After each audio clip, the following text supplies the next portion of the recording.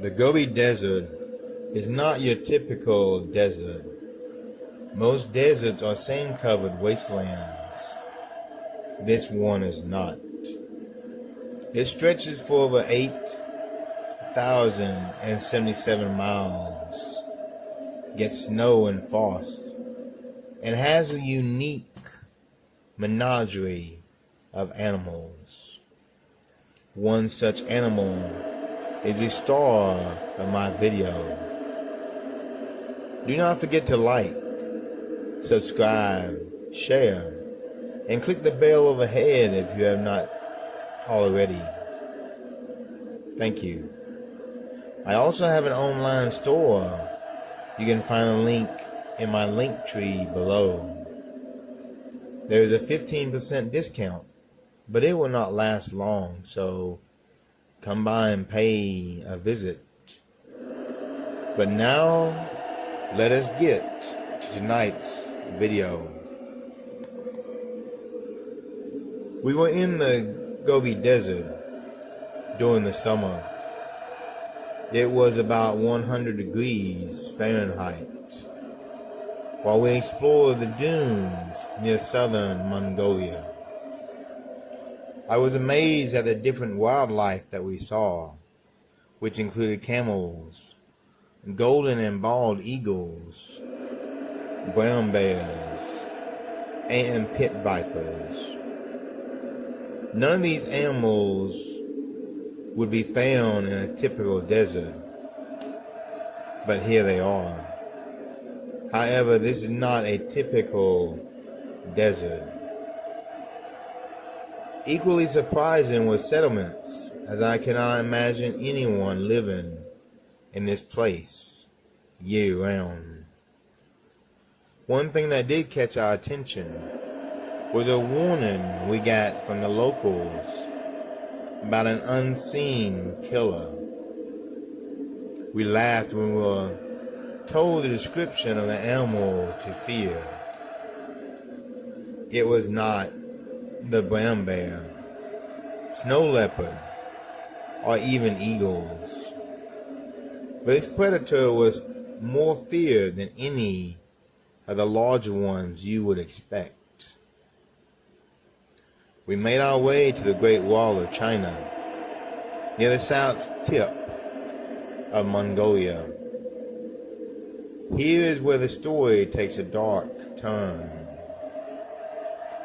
We were still on the camels that we rode down there when movement to our right caught my attention. It was large and slid through the sand like a fish through the water. Then something moved to our left. We were being hunted by something that swims in sand and gravel. An explosion to our right, and then to our left, told exactly what was hunting us. I never believed in fairy tales or monsters creeping around the dark. But what we saw would crush all my beliefs. My companions were not so calm. The one to my right turned immediately to try to get away. The hideous-looking creature shot up from the sand and spit a yellow substance toward him and the camel. Some type of acid fell on the camel's legs as the animal fell with it. My companion yelled in pain as his leg was trapped under the falling camel, no doubt snapped like a toothpick. He screamed and tried to crawl away, when that same yellow acid landed on his back.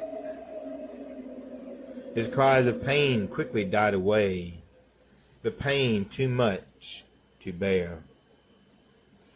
The other creature lunged toward the companion on my left, with a mouth full of sharp, jagged teeth. clamped down onto the camel's neck. The man's foot accidentally kicked the predator, and he fell from the camel dead. No doubt killed by the lethal poison on the creature's skin. I alone was unharmed, so I thought. Both creatures turned and spit acid into my face and my camels. The description, these creatures fit perfectly. I knew exactly what we were dealing with and how this would end. Quickly did I die, as pain from the acid paralyzed me and I passed out. The worms indeed looked like two large intestines, and the color of dark red blood. They were longer than 3 or 4 feet though, and very thick-bodied. Fat, bloated worms fed on our unmoving corpses. Although it did not matter, for I was no longer among the living, only a ghost, watching my body be consumed. They fed on me and my 2 companions. I would never see my wife and kid again, something I regretted at the time. As they consumed everything else, they grew in size and girth.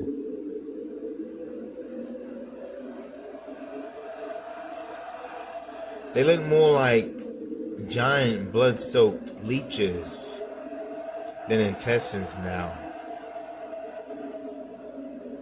I could only watch, as now I became dinner for this grotesque creature. That is when I saw the light down a long, dark tunnel. I was pulled toward it, a red, glowing light,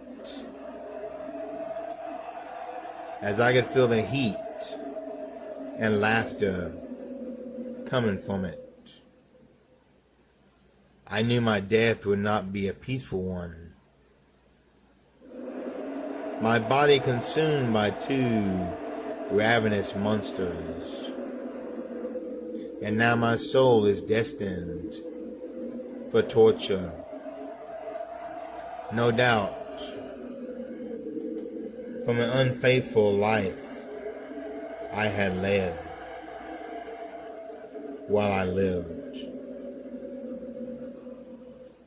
Welcome to the Shadowlands.